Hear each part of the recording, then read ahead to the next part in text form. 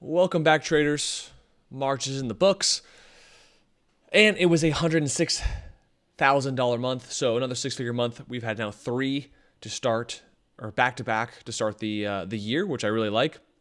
For those who follow me on Twitter, saw that I actually compared Q1 of 2023 to Q1 of 2024. Both are, I'm like $1,000 away. I think I'm $1,000 above my Q1 of 2023, so really on pace for how this year has gone so far in comparison to last year. Obviously, it's came in different waves, right? January was a huge month for me last year, whereas I haven't had a month that big, except February was in the 200,000 plus range. But so it's come in different waves, but it's still come out to the bottom of the line. The one thing I'm curious about is if the rest of my 2024 plays out the same, being that I made 40,000 in April, 180,000 in May. That was really good. But once June ended here after $96,000 month, the choppiness started, right? July was negative 32, August was 21, 61, September 32 for October, negative 30 for November, and then 13 for December. So, I was pretty much, I wouldn't say break even. I added like 10% more to my year in the last 6 months. So the first 6 months was really my, 90% of my year. So we'll see if that happens in 2024. I think I've learned a lot from 2023 to not make those same mistakes. So hopefully we will not repeat myself. It's just a matter of will we see as good opportunities as we've seen in Q1, which usually isn't the case, right? Q1 has always been the most profitable for me in general. But we'll see. I'm not going to rule it out. And let's jump right in. Why is my percentage all weird? Who cares? I'll figure it out later. Anyways. So solid month. Again, most of my month came from this week, which I was actually on vacation for. I just kind of traded the first 30 minutes to an hour a day and then the rest on my phone while I was cruising it through the Bahamas. So that was kind of fun and just exciting. That ended up being my best week, and we'll go into that. But without further ado, let's just dive right in. Win rate's a little bit low, and that's mainly just due because of the last week, which again we'll also talk about. So without further ado, week one here. OCEA, really, really solid runner. There was a lot of really great first red days this month, so you'll notice that as we go through all these trades here. But OCEA, first little run here from 50 cents up to $3. I actually didn't touch this. The way it traded, the way it wicked super hard, even on this day where it should have broken down, but it did wick and then just closed like break even. I didn't like how it moved personally. Didn't even try it on this red day. But then when it breaks out and has a huge run now from 2 to 8, now I'm really interested. Now here's the true extension I like, that I really, really like, and was looking for a first red day. That's exactly what we got. So if we go into, this is the 6th? The 6th there. Just a solid fade. I remember covering this pretty early, and we'll look at the trades. I'm pretty sure I covered all out by like here and missed this next leg lower. But pretty straightforward. Out the open, I think red-green was somewhere in the mid fives. Right out the open. Just immediate fade. Late day bounce. Don't think I touched this. And I made, 14K? If we look at here on the 6th. And we'll go over why I lost, gave some back. But yeah, here's the trade. Again, a lot of trades we're going to go over. Pull it up. Starter and pre-market, I usually will do that. And it'll never be more than a 10 to 25%. However, I made a mistake later in the month, which we'll go over that trade, where I was too big pre-market, but got all my size, on red-green. So red-green was 525-ish. So we got my last final ad on red-green and just easy fade from there. And like I said, I covered all by right here, missed the last leg. And I say go bigger mainly because it should have been more aggressive. And what I mean by that is, I made 14 grand, not going to knock 14 grand, but for as good of a red day as this was, I think honestly this was live. I think we caught this live. This was a Wednesday, right? This was the 6th. Yeah, we caught this live, and I remember while I was trading it, I just remember thinking to myself, once I was full size here and risking a high of day of 8 or no, not 8 at 590, whatever the high day was.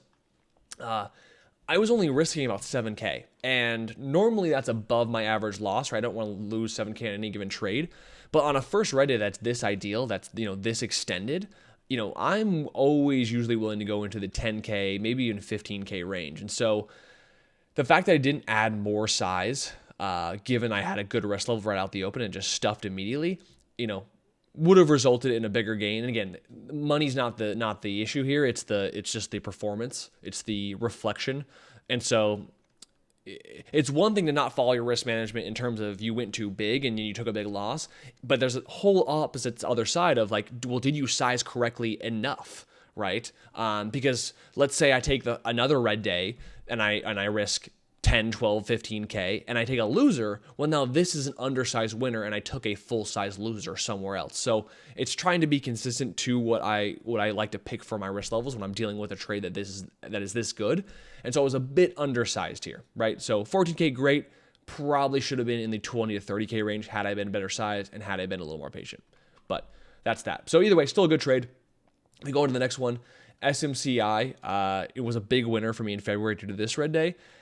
And now in March, it's breaking out. And so for me, given how great of a run-up it had in February, I thought to myself, if this keeps going, again, especially with Nvidia, on its way to 1,000 here, like this multiple green day run, I thought to myself, SMCI might see 1,200, 1,300, 1,400, 1,500. Who knows how high this is going to go in this kind of AI chip bubble that we're in. So I got long. It's such a blur to me. I don't even remember where or when I got long besides my trades here. Also on the 6th, though, so I lost some money, which is what gave back some of the OCEA gains. But yeah, just really, these two entries are awful. Like right into the top of the range. Could have easily had some patience to get in anywhere in here, a little bit lower and save some risk reward wise, get a better entry. And ended up adding here, which at first I liked, right? It started going up. I started actually grinding and uptrending. And then this cracked. And when I added here, I moved my risk to this low a day versus, red-green down here. And so when it broke late day, I cut it for like a 6K loss, unfortunately. And again, this is not something I should have risked 6K on. I was a little bit too aggressive here. Part of me thought, once this uptrend started, that I was never going to stop out in the first place. But obviously, I was prepared to stop out in every trade I take. But I got a little greedy. I got a little excited, thinking I was never even going to have to reach that reality. And honestly, when this cracked, I probably should have rethought that and tried to maybe downsize, up into these pops. But I didn't. It died. And then what was the high here was what? 1265. Did it ever go? Yeah. Well, next couple days, it did touch 1200. But ultimately, it rolled over. Didn't really go anywhere. So that original thesis did not play out anyway. But did take a 6K loss there. Another loss, and when we go into the 7th here that resulted this in a red day, was LYT. So LYT, obviously, for those who know, is and was and still is a former liquidation play. This is actually, I think, my biggest gain to date when it died on this day. It was never at $24,000 or $2,400 a share. They've done multiple reverse splits. And ever since then, besides one day run here, a little gap and crab there, another gap and crab, a couple gap and crabs here. Again, it hasn't done much. And most China plays, China scams, when they've gapped up like this, they're an extreme insane squeezer like we've seen on MLGO or Holo, or they've been an insane fade like we've seen on some of these other China plays. And so LYT, with its history of crapping itself, I thought to myself, this could be a good fader. Unfortunately, it didn't really fade that hard, and it didn't squeeze that hard, right? It ultimately died and didn't hold its gains. But what is this, the 7th, I said? Yeah. I just overtraded it to some degree. I ended up losing 9K on this trade, mainly because I just touched it too much. And I really, I was shorting it, in the morning, and then I think I tried longing it and then sold for break even and then didn't reshort for this fade. So I was like back and forth, flopping back and forth, thinking again, if it wasn't going to, completely gap or crap itself, it was going to squeeze to, who knows, 20, 25, 30, 35, wherever the Holos and the MLGOs of the world end up going. And so if I show you the trade here, yeah, gap and crap. Got short out the open on a starter, immediately cut that one. That didn't feel too good. And then I thought to myself, okay, they just squeezed everybody out. Here comes the fade. So I'm trying to scale in and out kind of idea. End up covering again. This was the long, which is a terrible chase, right? But I just thought to myself, this is going to go berserk. It kind of did. I sold like a tenth of my position, either like a fourth or a tenth. I don't know. I think it was a tenth because, again, I sold here for break even. The long did not add any difference to my P&L. I do remember that part. And again, try to short down here, terrible. Like, why? I don't know why I waited for it to fade, $3 to $4 a share to then think it was a short. By this time I was tilted, right? Luckily, this didn't add any really more damage to the bottom line. But ultimately, after everything said and done, was down 9K on this trade. So not fun, but not the worst thing in the world, as we'll talk about later in the month. There were worser trades I took that were in terms of revenge trading that lost me more than $9,000. So Next thing was Nvidia. So obviously, like I said, SMCI did not work out and it died. And particularly on this day, right, was it the 18th or it was maybe the 11th or 10th? It was one of these pullbacks where SMCI didn't pull back as much as Nvidia did on this day, on the 8th. So if we go into, what's the 8th for SMCI? Just curious, out of curiosity. Yeah, I mean, it had a red candle, obviously, but Nvidia was much, much lower. Nvidia had a much, much better run, right? The run that Nvidia had here from 800 to 960 was the run I thought Nvidia would have when SMCI was going from 600 to 1,000 kind of idea. Part of me really wanted Nvidia to touch 1,000 as like a round number magnet, and so when it died midday, for those who were around today on this day, it was not what I expected. I did not like this late morning kind of sell off. It kind of caught me off guard. Again, I still made money on it, but I was not nearly as aggressive or as big as I wanted to be, simply because of the fact that, it's pulling midday here, but if it held up and bounced, I would have been, if I had taken the size I wanted to take, my risk was too wide and it wouldn't have been a healthy or safe risk management kind of play for me. And so if we look at here, why I didn't short the break of the new low a day, because that's really when the panic started. I just didn't believe it. I didn't want to believe it, so to speak. I mean, I think I also was long at SMCI again that day too, to give back some more money. And so I ultimately ended up shorting this bounce, thinking we were going to get another bounce through VWAP. We didn't, so I added some more in red-green. Again, still waiting for another bounce to get more size in and then to use that bounce high as like a risk level for more fade. It just didn't. The fade continued very shortly after. Ended up covering it here, right, on the kind of this new low day move.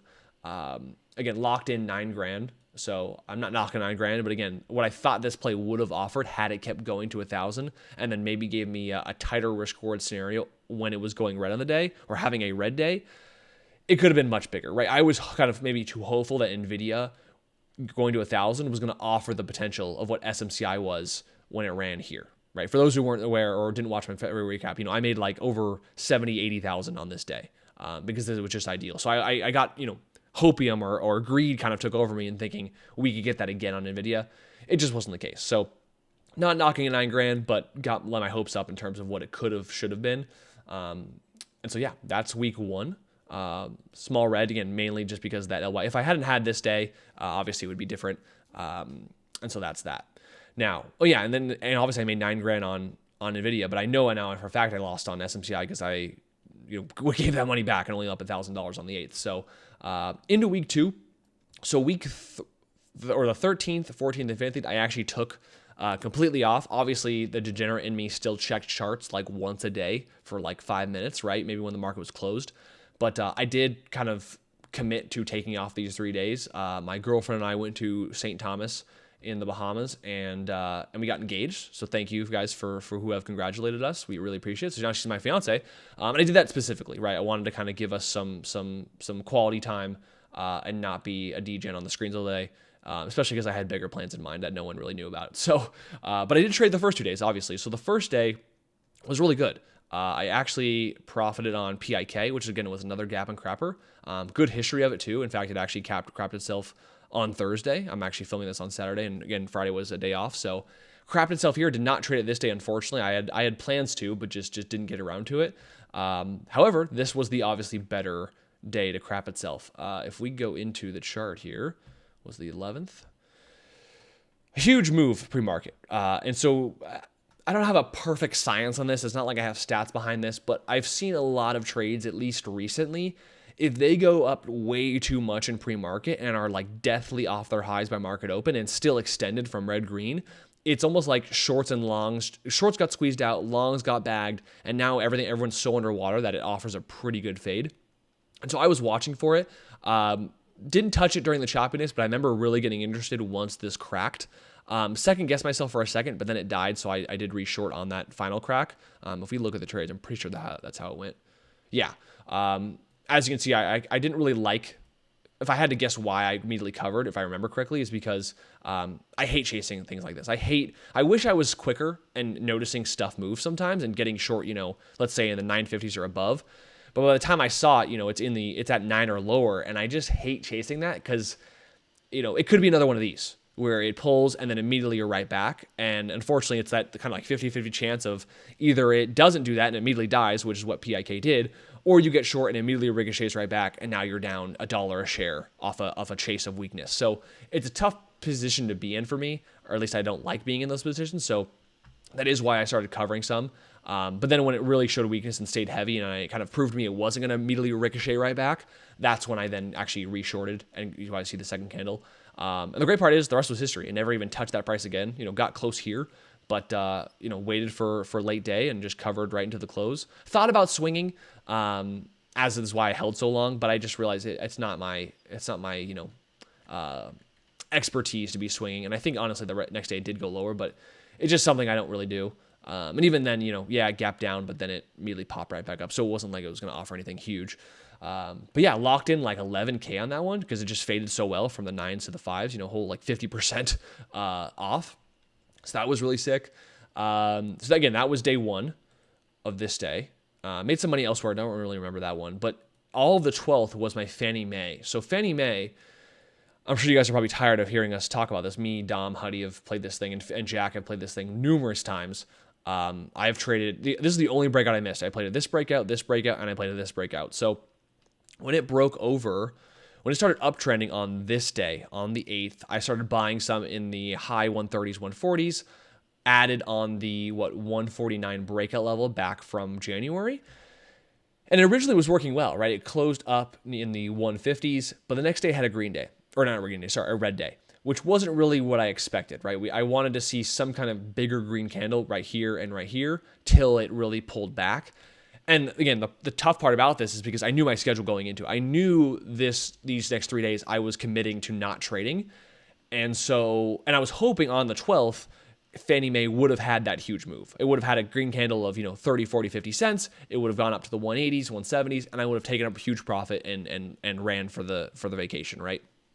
Fortunately, it didn't do that. And so knowing that, I still thought it was going to go higher, but I just knew I wasn't going to be able to stay true to committing to, again, not trading if I still had a swing on here. Yeah, I could place a stop loss in and then just let it sit and hang out. And again, in hindsight, that would have been okay, right? The next 3 days I was gone, didn't really go anywhere, and actually only went in between the range of the high and the low of this red day. So my trade still would have played out, but again, due to personal just timing and management of all, I decided to sell it. So on this red day, I did sell, what is it here, the 12th. I remember getting out most into the bounce. Some obviously out of pre-market. I remember trying to sell and fill some on this panic, but then once it bounced into the 170 or 146, 147 area, I got out the rest for a 7K profit, being long from the high 130s, 140-ish. So again, in hindsight, had I had the size and kept the size throughout the entire time, it would have been a much bigger winner once it actually worked. But again, personal schedules got in the way. That's okay. The perfect part about it is that it didn't have this move while I was gone. In fact, right when I got back on Monday the 18th to go into, to segue right into the next week, I was back, right? Me and my fiance, we went on a cruise, but the cruise I left open for trading. One, because I bought the Wi-Fi package. I was hopeful it was going to be pretty good. It was, which was awesome. And of course, just my luck, right when I get back, the day I get back, it breaks out. So did miss the original breakout over 858, but quickly saw it in the low 160s. And so I did start buying it here. Let's get rid of PIK. Yeah, Fannie Mae got in on this dip on, I had like a 162, 163 average. Added some more at, 166, 167 into the close. And then the rest was history in the sense that, this might have a little bit choppy of a move up. It might have some red days in the process, but nonetheless, I still think it should hold, these 140 worst case. But especially now breaking out again, probably shouldn't break down below the 148 level, which was, this day's low of day, right? If we go into the trade, this little marker, this little dip out of the open was kind of the trade plan. So I put my stop in at 148 and then just let it work, right? Enjoyed my cruise, and my goal was $2. Hit 199 on the 21st. And so by the close, if we go to that day, where's my cursor? There it is. Sold the rest into the close. Part of me really wanted to hold some into the next day, thinking that we haven't really had our huge, again, the same idea. We haven't had a huge green candle, right? In terms of percentage, in terms of cents per share, this was a slower grind. We hadn't seen one that was well bigger than all the others combined, kind of idea. And so when we were approaching 2, I thought to myself, we could see a big green day to like 225, 230. But again, I'm on the cruise. I don't really, and I knew for a fact going into the next day, which was Friday, which was again 21st going to the 22nd, that I actually wasn't going to be at my screens. I was going to have to sell it from my phone if I did. And so I sold it. I locked in 29K, went not just as big, but big. Obviously, like I said, if I had my size from this breakout, it would have been 50, 60 plus K winner. It would have been huge. So I did take smaller size on the second breakout, but still big size nonetheless. So to lock in, 30K, I had like 60 or 70,000 shares. So that was really cool. I don't know, maybe like 80. And again, it ended up working out. The very next day it panicked, so I would have 100% chased weakness to get out the rest. We'll talk about it later last week, but I did try to rebuy it and unfortunately take another loss, thinking it was going to break out of 2, but obviously for those who saw Thursday's action, biggest red day in its run up here. So probably going to be a while, if ever, that it breaks and retests 2. So glad how I played it for now, being a good portion of my month. So the next big trade, which was obviously the other half of this massive, 75K week, was SOUN. SOUN here, I don't want to go too big in detail because I do think I will be having a YouTube video coming out specifically on more in this trade and more in depth. I also did a very in-depth video lesson on this ticker, on my entry and then on my exit as well for 4-leaf clovers. But essentially, this was like just a classic breakdown kind of chart, right? If Fannie Mae is the perfect or the ideal breakout, it was just cool in the same week that I'm kind of quote unquote vacationing that we got a sick breakdown. And honestly, it formed as the days went on. When I originally started shorting it, it was on the 18th, thinking that we've now had this double bottom on the 750 area, that it would break pretty soon. It actually ended up holding, 2 more days before it finally broke down. The good part is, and what kind of saved me, was that the trade plan I created was that as long as it keeps, setting lower highs on the daily chart, I'm going to stay in track. So every day as I swung it, I moved my risk down to the previous high day. So first it was, this high of 935, then it was 910, then it was 875, then it was 855, and then by the, 5th day, it broke down. If we look at the trades, where is it here? SOUN. So this was the entry. I actually was short before this, but again, I want to go into the intraday to show you guys. They put out a PR, and it ended up being the exact same PR that they with Nvidia before. Unfortunately, in the moment, I didn't know that, so I actually got scared out. Yeah, I ended up shorting it here in the low 9s or high 8s. But when they PR'd, I said, nope, I don't want to see this thing go to 12, 13 because Nvidia is still hot. No, thank you. Then overnight, I realized the PR was a double. Like it was the same PR they pretty much put out a month ago. And so it makes sense because by pre-market, it was right back to where it closed. And so unfortunately, it was very frustrating, but I also knew that the thesis didn't really change. If I had to do it better, I would have, speaking in hindsight, I didn't know it was going to bounce back like it did here. So getting an entry back up in the mid 8s would have been ideal. But that didn't happen. I got an entry, right around in the low 8s. So if we look at the trades here, got reshort pre-market, tried to be aggressive adding in the high 7s, thinking the 750 breakdown was going to come. So I did risk this add on red green. But once that happened, I realized I probably, again, trading from my phone most of the day, I don't want to try to manage it. Like I think I covered this on the beach, right? Like I just did not want to try to micromanage this thing. So I put the shares back on at a slightly higher price, but then said, let's stick to the original plan. Long as it doesn't break previous day's highs, like let's just stay short. Again, put the stop loss in and then enjoyed the vacation, the cruise. And so luckily, like I said, that's where luck kind of came in, where I did. It held when it had a lower high here and then a lower high here. And before you know it, it broke down. I remember adding even more here, but obviously that ricocheted and brought my average even lower from, the low 8s or $8 to like the high 790s. But again, because my risk kept going lower every single day, I could afford to do that. If that wasn't the case, I definitely should have covered and would have covered, being that it was just a fake out breakdown. But luckily, again, the next day, it actually collapsed. I ended up covering half my shares at 6:30 and then the other half at like 6:15 the next day. And even now, it hasn't gone much lower. I mean, yeah, it's chopped around a little bit. Ideally, I was hoping for a bounce back to like 7 or 750 for another reshort, but we've just kind of gone sideways around 6 here. So played it the best I could for now. And yeah, so there's that. There's the entry. Here's the cover. in after hours. I mean, it got crushed. I thought the first breakdown day was going to maybe go to 7. So to see it in the low 6s by the end of the day and after, I was like, I need to cover. My goal was 6 or lower, but when you get this much of a move this quickly, I said to myself, like, you should be getting out at least half. So that's what I did, and then I got out the other half. This was from my phone. This was on that Friday where I knew I couldn't be at my desk or in front of my laptop because I was getting off the cruise. So did cover some into this move. Really wanted to hold for 6, but I just didn't like how this broke low a day. You can't see it, but then it didn't immediately wash lower, and so I got kind of spooked out and just covered it. Obviously, eventually midday it did break down, but again, 16, 15, 20 cents more or whatever it was, more cents. It's not going to make a difference when I just made $2+ a share on the short or on the breakdown, I should say, or $1.50 at least. And so again, locked in 30+ grand there. So 29, and I think it was like 33 on SOUN. So that was again the 90% of my week there. So really cool to see, and really fun being on a week I cared the least, so to speak. I did trade every day, but all these were again just like nothing burgers, if you want to call it. It's great that the classic breakout and then classic breakdown came in play. So other than that, the last week here, you'll notice, let's get rid of some trades here so we have some room. The last week here was really promising to start off, right? Unfortunately, I gave almost all of it back, kind of, and it's funny, on this day, we did another live trading stream on Clover's YouTube channel, and Dom was like, Dom said, he goes, wow, Kyle, you're having a really good streak here. Like, you're kind of killing it. And I go, yeah, you're right. And I said, I kind of don't like streaks, though, because I know they end. And it doesn't mean when they end that they're going to end poorly or negatively, but they will end.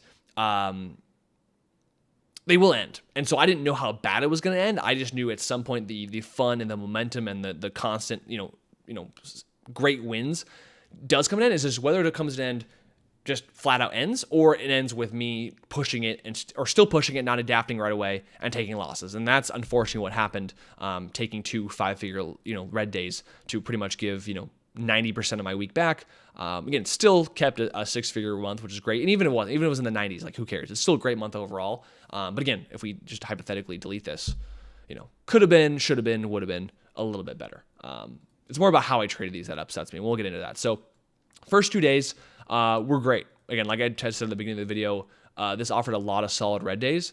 CGC being the next one, again, running from 3 all the way to 8 on, I think it was Germany becoming federally legal, weed-wise. And so very similar to back here. I forget what, no state or country became legal, but I think it was just another bill getting pushed into Congress or the Senate or wherever, how it usually goes every year or two. This was a pretty good pullback, although it was a tricky one. I remember losing some first on the squeeze and then making it back. But anyways, same idea here.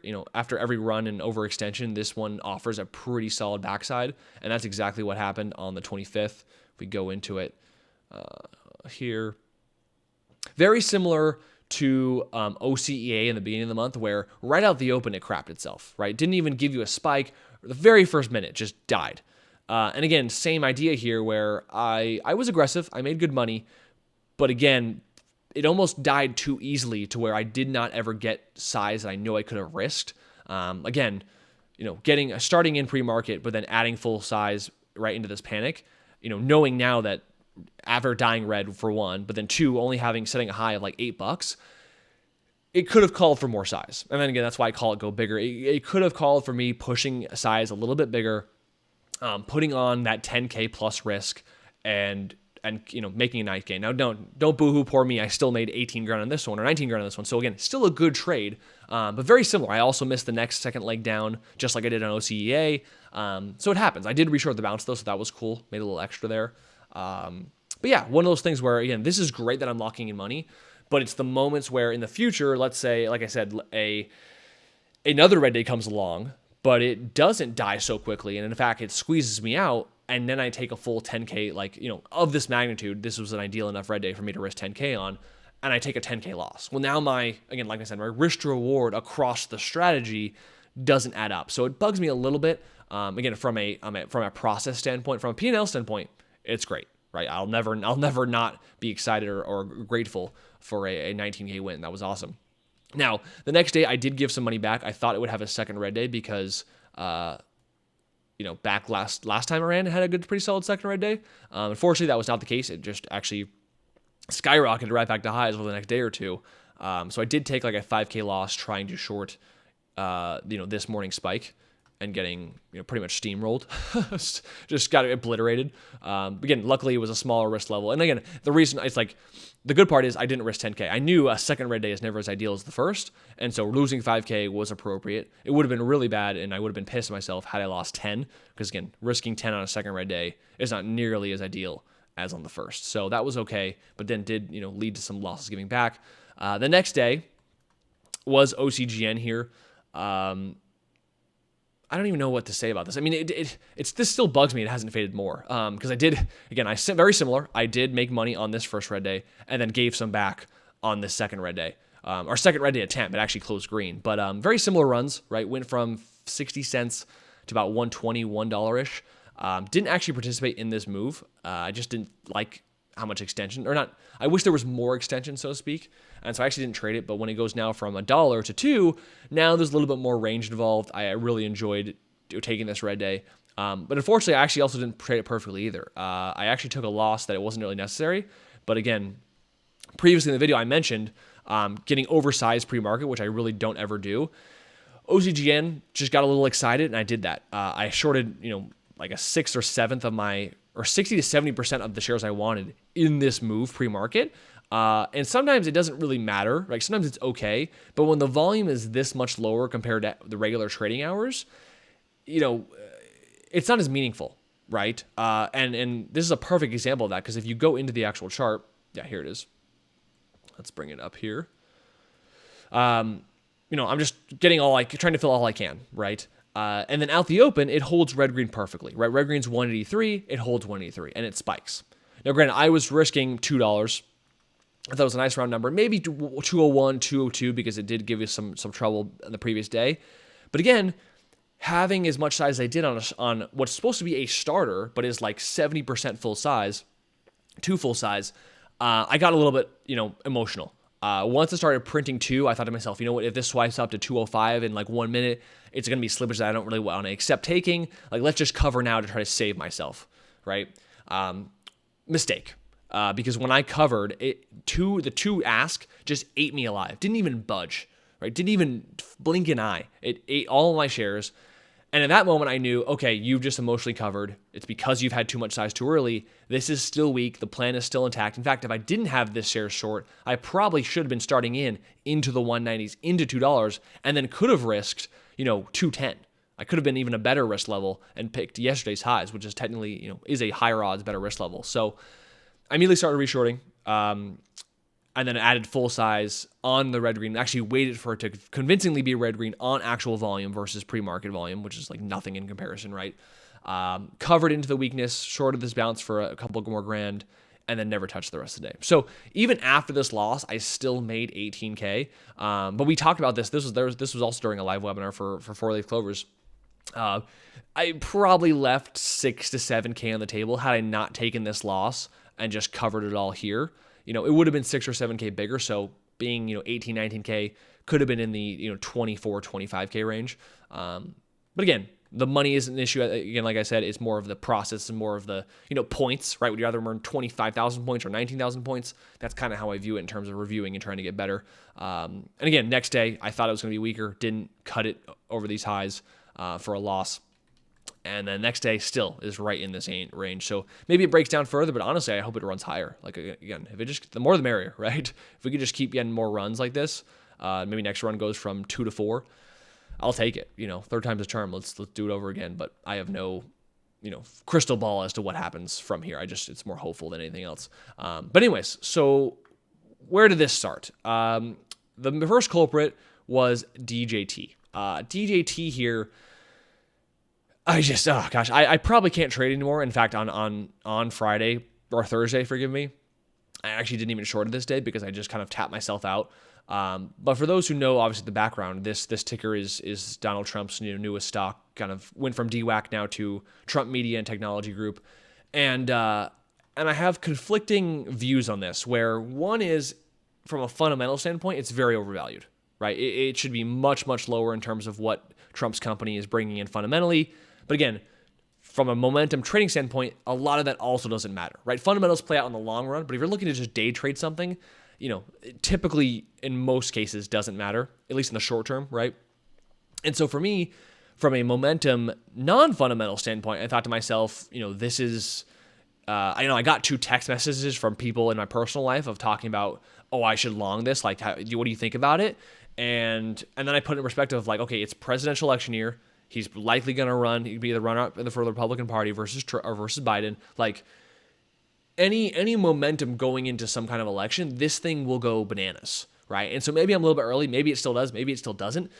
But again, it's months away. I got too caught up in like, oh my gosh, the hype is already here versus like the election is still months away. And so I got overly long biased. I remember longing it all up in here, taking losses late day as it died. I remember trying to long it again midday, taking losses late day as it died. Trying to remember, I think at one point thinking after it died this day, I was like, oh, you know what? The next day is going to be a good short. When it gapped up too much, I'm like, oh my gosh, this is way bullish, and I think I should probably be long. Missed this fade because I was now bullish instead of staying bearish. Finally the day where I told myself, if it breaks red green, it probably pulls pretty well. What do you know? It breaks red green. I don't short it. So just a lot of over trading. Again, probably took it 3, 4, 5 different tries. And again, my rule is like if it happens, if I take something over 5 times and I fail, I just kind of cut myself off, which is kind of maybe subconsciously why I just didn't even try it on this red day, because I've given it too many failed attempts, right? And so altogether, for some reason I forget why, but my broker kind of combined both these days into one, so it looks worse than it is. But lost again $15K, which sucks because it was like $3K per attempt, 5 attempts, so it never was anything aggressive. It just was me constantly thinking that this had some thesis to run to 75, 80, 85, 90, 100. And maybe it does, but again, I can't be guessing. I have to read what's in front of me, and the reality is this action is just weak, right? Every day it's been lower, right? The highs have been lower, right? First it was 80, then it was 75, then it was 72, then it was 69. So it just, again, almost similar to SOUN, where the lower highs or the higher lows just kind of keep, decreasing downward on like some downward pressure. So it is what it is. The other one, I don't have the trade or the thing up. Let me pull it up here. AVTX. Another gap and crap from Thursday, but a big newbie mistake. So overwhelming. And so for those who were also, we did another webinar on this day, was very overwhelmed. Was trying to sort CGC on this red day, got chopped up. Again, took my loss on, we got rid of it, but Fannie Mae, again, I tried to long it again for the breakout over 2. I had started in early in the 190s, was going to add if it broke over 2, but thank God, we never actually broke it. It was just testing 189, but didn't break it, so I didn't add any more, thankfully. But even on the size I did take onto this perk into the 190s, was still enough for me to stop out in the 180s here, 181, 180-ish, and still lost 8K there. So I was all over the place, right? Again, watching DJT, thinking like, should I short it, should I not? There was almost, again, like I said, and I put a tweet about this, there was so much going on. There were so many setups that I thought I could make money on. It resulted in me never focusing on any one well, and ultimately just led to me just overdoing it, right? Instead of focusing on 2 or 3 tickers that really were going to be the best, I tried taking 6 or 7 different tickers, never having any really solid focus on any of them, and ended up being with way more losses than I should have. And AVTX is a perfect example because I literally shorted double the size. I fat fingered 4,000 shares instead of 2,000 shares. So, and literally the worst entry too. I shorted at literally the low day break. Immediately held, and again, me watching so many things, I didn't really notice right away, but once I noticed that I was double the size I wanted around the 18-19 area, this is where like, I don't know if it was my greed or my just stubbornness kicked in of like, well, what if I cover and downsize my half my shares here because I should be, half the size, I should be, cut in half from doubling down too much. But what if this is the high and then it dies and I actually have a big win with double the size? Like how cool would that be, right? But again, that thinking is a mistake because 4 minutes later, it's at new high day. So I cut it for a 14K loss, which should have only been like a 6 or 7K loss. So just really dumb. Thankfully, I didn't really retouch it. That was a trade for me that once I realized what I had done, being dumb when double dipping or double clicking, fat fingering, and then not cutting it and then taking a double the size loss. In many cases would have led me to revenge traded this. Thankfully, I didn't do that to make it worse. So that was the good part, which was good. But again, losing 8K on Fannie Mae, losing 3K or 4K on CTC, and then 14K on AVTX. I was having a very bad day very early on. Thankfully, SOUN saved the day. SOUN, here, if we go to the chart, really awesome fade. And for those who also were in the webinar, they saw me short this live into this morning spike. Almost stopped out. Again, another reason, I kind of got lucky. I put my rest level on 20, and this thing perfectly, quintuple topped, so to speak, over like this 5-minute period, right at 20. So I got lucky there. Obviously, if it broke 20, I would have covered, and then it still could have died. So I kind of got bailed out there. Maybe I was due for a bailout after taking 6 or 7, or not 6, like 4 or 5 losses in a row that morning. But again, was stayed patient, covered into red green, so made about half my day back. So instead of losing 25 plus K on the day, I only lost 13. So that was cool. Made my day less worse. But either way, just unfortunate way to end the month. Not the end of the world, but could have been better. Just glad I was still green, and then thankfully because of the CGC and the OCGN red days. And again, losing so much into the last few days here resulted. I was almost having like a 60% win rate, but really brought it down, taking too many losses in a row. So that's that, guys. I mean, risk reward wise, overall, not too great. I mean, it is almost 2-to-1, which I'll take. Percentage wise, it's a little off. I think it's because I had some smaller losers that just had really wide stops. So this is like much higher than it really technically is. Maybe I should be looking at like the median or the mean, or not the mean, the mode, so to speak, for all you stats people out there. And yeah, we're going into April. Again, I feel good about how this quarter's gone, considering it's right on pace with 2023.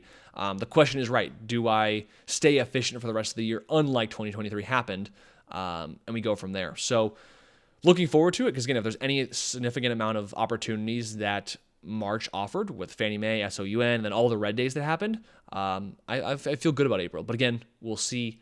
Definitely don't want to start April the way I ended March. That's for sure. But anyways, guys, thanks so much for watching. Appreciate the support over the years. I know I put it this way, doing it so long, I've always think like, I should take a break. But the support you guys give and the feedback I get really is what keeps me going, right? As much as I have a passion for trading, I also have a secondary passion for teaching, as you guys know. And so you guys are why I do it, because otherwise I'm kind of on autopilot now with how I want to do things and trade. So yeah, I can ramble on all day. Thanks so much, guys. I'll see you guys in the next video, and that will be in April. Peace, everybody.